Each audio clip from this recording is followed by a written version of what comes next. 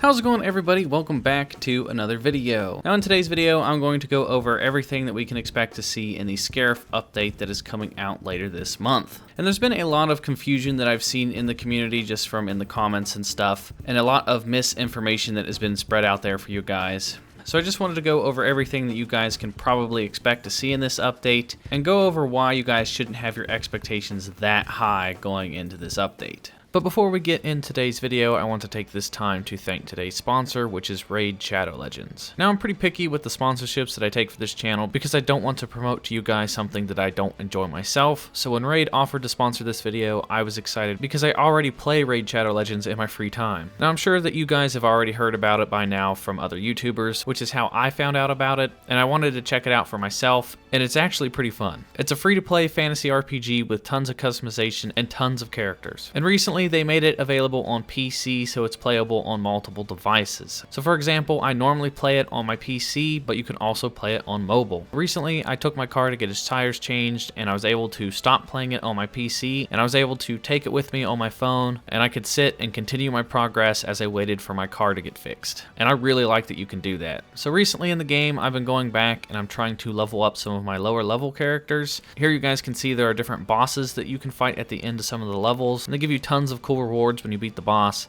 So I'm currently trying to farm some of the bosses to get some cool gear for some of my characters.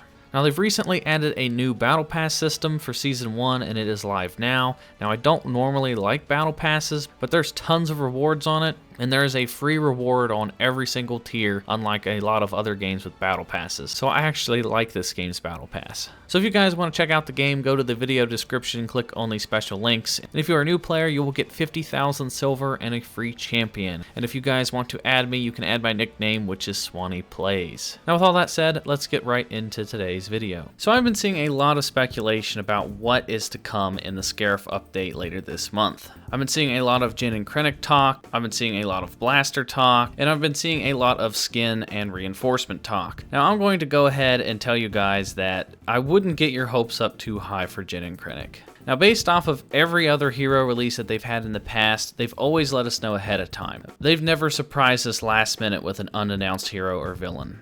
If you go back and you look at Grievous and Dooku and Obi-Wan and Anakin, those guys were all announced months ahead of time. And even with BB-8 and BB-9E, those came out in January, and we had the official release trailer for the Rise of Skywalker update back on December 16th, which was around the first time that we heard anything about BB-8 and BB-9E. So even then, they told us a month ahead of time that we were going to expect new heroes coming to the game.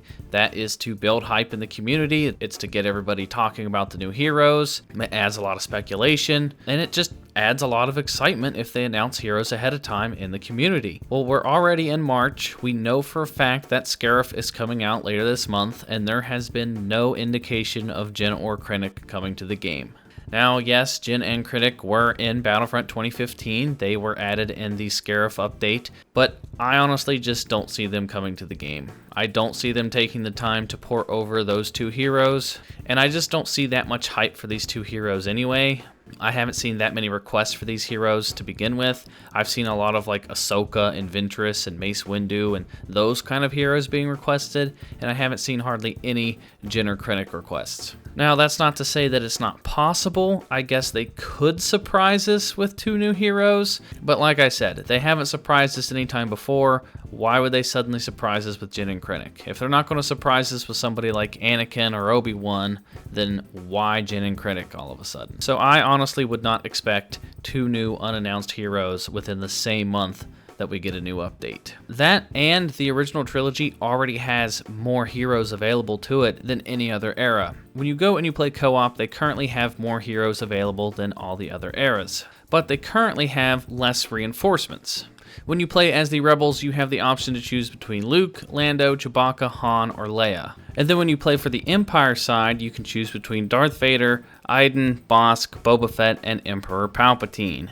So that currently gives you 5 for each side, which is more than both the Clone Wars era and the sequel trilogy era. So if they added Jin and Krennic, that would give you a total of 6, which I just don't see them doing. Plus, so far, Co-op and Supremacy have shared the same loadouts. They are all era locked, so all the heroes and villains and reinforcements that you see in Co-op also correspond with Supremacy. So when Scarif comes to the game and we finally get Supremacy to the original trilogy era, everything that you can currently play in Co-op, you will be able to play in Supremacy. So I've seen a lot of speculation about reinforcements as well, since the original trilogy just has the Wookiee Warrior and the Ewok, and the Empire has the Death Troopers and the ISB agent. Now compared to some of the other eras, like the Clone Wars has the BX droids, the Droidicas, Super Battle Droids, and the clones have the Commandos and the ARC Troopers, and the Wookiees. And then the sequel trilogy has the Flame Troopers, the Sith Troopers, and the First Order Jet Troopers. And then they have the Gunner and the Spy. So right now, the original trilogy, you could argue, is lacking some reinforcements. But like I said, you do have some more heroes to choose from. So in my opinion, I think that's DICE's way of countering the fact that they don't have as many reinforcements.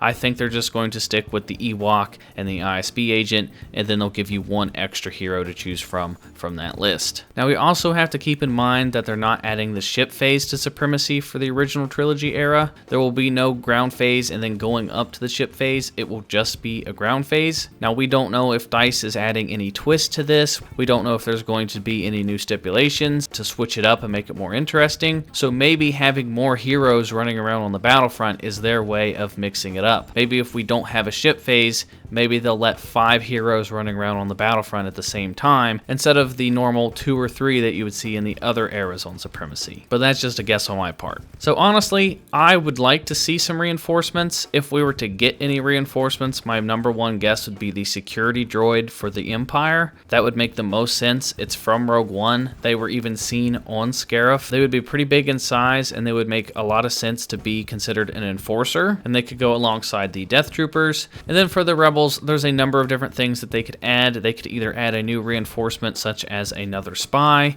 they could add some sort of pilot, or what I think is most likely to happen is that they will add the U-Wing as a reinforcement for the Rebels. Now the U-Wing was available on Battlefront 2015, and it constantly just flew around the battlefield. I think this would be a good way to switch things up.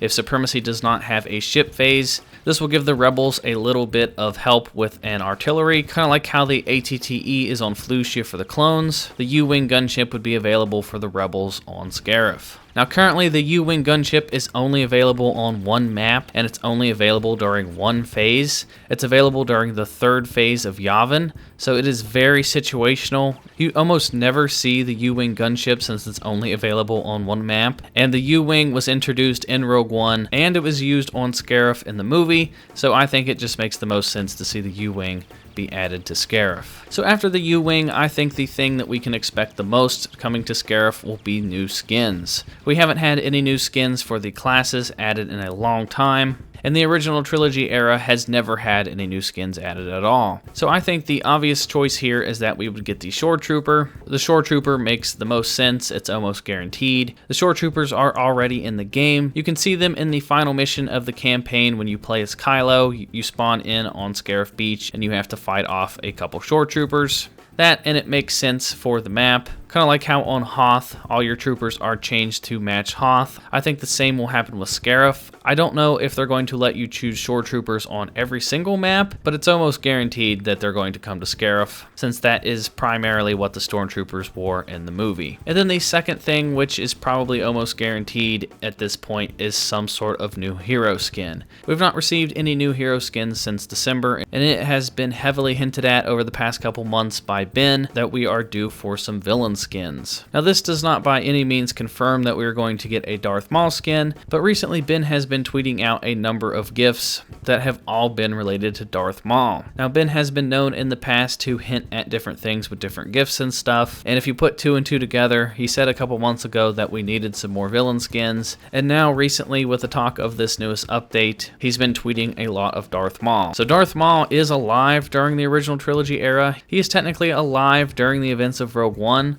so it does make sense that he could receive a skin. Who knows what kind of skin that would be, but I think it's pretty likely that we're probably going to get a Darth Maul skin. And then my final guess as to what content we might be able to see with this newest update is maybe some more blasters. With the latest update, we've finally received blasters for the first time after 2.5 years, so maybe moving forward they have more blasters planned. So for example, they could give us Krennic's blaster from the movie and from Battlefront 2015, and they could give us Jyn Erso's blaster from Battlefront 2015. But that is my best guess as to what we're going to get in the March update. Now just to recap, I don't think that we're going to get Jyn and Krennic. They've always announced the heroes either a month or multiple months ahead of time, and I just don't think they're going to surprise us with 2 new unannounced heroes. I predict that they will probably add the U-Wing to Scarif. I predict that we will probably be getting the Shore Trooper, and then maybe some Scarif related skins for the Rebels as well. I don't expect us to get any new reinforcements, and then we're probably going to get some sort of Darth Maul skin, and then we may get new blasters if we're lucky.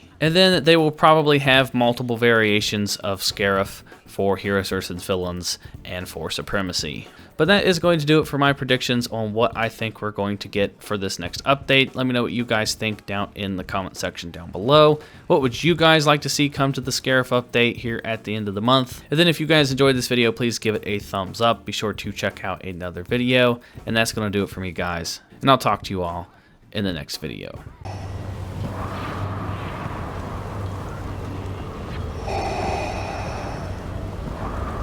We would be honored if you would join us.